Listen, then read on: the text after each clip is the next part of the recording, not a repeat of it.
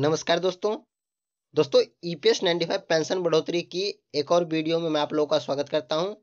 दोस्तों, ईपीएस 95 पेंशनरों का प्रदर्शन बेदस्तूर जारी है, क्योंकि कहीं ना कहीं ईपीएस 95 पेंशनरों को सीवीटी की मीटिंग से काफी ज्यादा उम्मीदें थी। लेकिन अब सीवीटी मीटिंग समाप्त हो चुकी है और इस सीवीटी मीटिंग में कहीं भी ईपीएस 95 पेंशनरों के बारे में चर्चा नहीं किया गया। लेकिन सीवीटी की मीटिंग में हायर पेंशन के ऊपर जरूर बात की गई और हायर पेंशन की फाइल सीवीटी मीटिंग में जरूर खुली है। लेकिन ईपीएस 95 पेंशन को लेकर अभी तक कोई भी बात सत्यापित नहीं हो पाई है। इसका सबसे बड़ा कारण है महाराष्ट्र के अंदर में मंत्रिमंडल का गठन और फिर अभी तक वहां पर मुख्यमंत्री का चेहरा निकलकर सामने नहीं आया है और सिर्फ एक उम्मीद लगाई जा रही है कि देवेंद्र फडणवीस महाराष्ट्र के नए मुख्यमंत्री होंगे। और कहीं ना कहीं इन सभी के बीच में बीजेपी सरकार एक बड़ी चाल चल रही है और वे आप लोगों के सामने निकल कर भी आ रही है, क्योंकि इस बार महाराष्ट्र इलेक्शन में बीजेपी की जबरदस्त तरीके से वापसी हुई। वहीं दूसरी ओर ईपीएस 95 पेंशनर सीबीटी मीटिंग में टकटकी लगाकर बैठे हुए थे कि और वे सोच रहे थे कि जो मिनिमम पेंशन 7500 रुपये प्लस में डीए और प्लस में मेडिकल की बात जो है वो बार बार ईपीएस 95 पेंशनरों के द्वारा मांगी जाती है, मांगे हो रही है।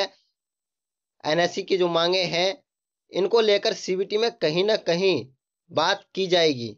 लेकिन ईपीएस 95 पेंशन बढ़ोतरी को लेकर कहीं भी कोई बात सीबीटी मीटिंग में नहीं की गई। केवल एक ही बातें हुई हायर पेंशन को लेकर और केवल एक ही दिलासा दी गई कि हम आपका काम कर रहे हैं, आप फिक्र ना करें, निश्चित ही आपका काम जल्द ही करके हम आप लोग को देने वाले हैं, तो आप फिक्र ना करें। जितने भी ईपीएस 95 पेंशनर है वो सरकार से ये जरूर जानना चाहेंगे कि आप काम कब कर देंगे।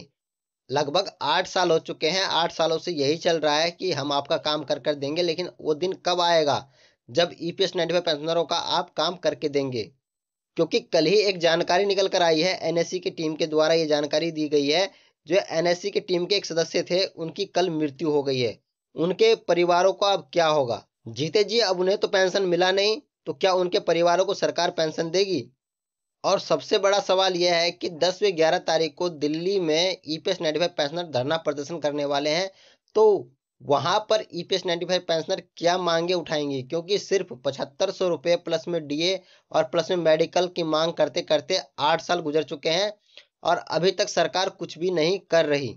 आखिरकार सरकार इतनी आनाकानी कैसे कर सकती है? सरकार इन बुजुर्गों की मांगे क्यों नहीं मान रही है? क्या वे बुजुर्ग जो वोटिंग के जरिए सरकार को फिर से सत्ता में लाया है, क्या उनका कोई वजूद नहीं है या फिर वो केवल वोट देने के लिए बने हुए हैं? खुद सरकार इनके पास आती है और इनको आश्वासन देती है कि हम आपका काम कर रहे हैं, जल्द ही आपका काम हम करके देंगे, आप फिक्र ना करें। तब भी ये हाल है कि उनका काम निकलने के बाद वो अपना काम, जब उनको जरूरत होता है वोट का, तब तो इनके पास आती है। जब वोट मिल गया तो वो उनका काम निकल चुका है, फिर उनकी मांगे पूरी नहीं की जाती, उनको केवल आश्वासन दिया जाता है। अभी आपने देखा है कि महाराष्ट्र में इलेक्शन हुआ है और वहां बीजेपी सरकार की बड़ी जीत हुई है।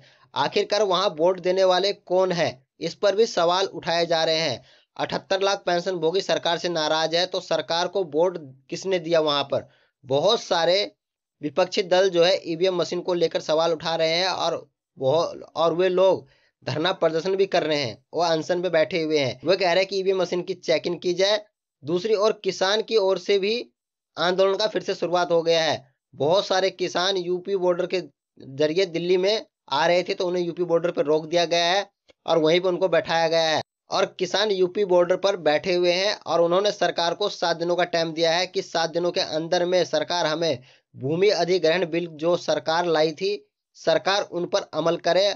अब सवाल यह है कि जब ऐसे मामले सामने आ रहे हैं, तो ऐसे में ईपीएस 95 पेंशनरों का दिल्ली में जो आंदोलन है वो सफल हो पाएगा या नहीं, या फिर ऐसे मामलों में ईपीएस 95 पेंशनरों को दिल्ली में धरना प्रदर्शन करने की अनुमति मिलेगी या नहीं? ये भी एक बहुत बड़ा सवाल है, क्योंकि श्रम मंत्री ने पहले ही कहा है कि आप लोग दिल्ली में धरना प्रदर्शन ना करें, आपका काम हम कर रहे हैं। तो ऐसे में क्या दिल्ली में आंदोलन सफल हो पाएगा, या महाराष्ट्र इलेक्शन के बाद जो भी वहां पे जीत हो चुकी है बीजेपी की, तो वहां मुख्यमंत्री बनना अभी बाकी है। अगर वहां पे मुख्यमंत्री बन जाता है, मुख्यमंत्री का अगर वहां पे मुख्यमंत्री का गठन किया जाता है, तो क्या उसके बाद ईपीएस 95 पेंशनरों की मांगे पूरी कर दी जाएगी?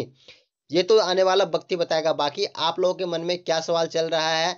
क्या नए मुख्यमंत्री महाराष्ट्र का बनने के बाद आपकी मांगे पूरी कर दी जाएगी, ईपीएस 95 पेंशनरों की मांगे पूरी कर दी जाएगी, या दिल्ली के आंदोलन की सफलता के बाद वहां पे आपकी मांगे पूरी की जाएगी? कमेंट बॉक्स में कमेंट करके जरूर बताइएगा। और दोस्तों इसी तरह के ईपीएस और ईपीएफओ संबंधी लेटेस्ट अपडेट पाने के लिए हमारे चैनल को सब्सक्राइब जरूर कर लीजिएगा। मिलते हैं नेक्स्ट वीडियो में, तब तक के लिए धन्यवाद।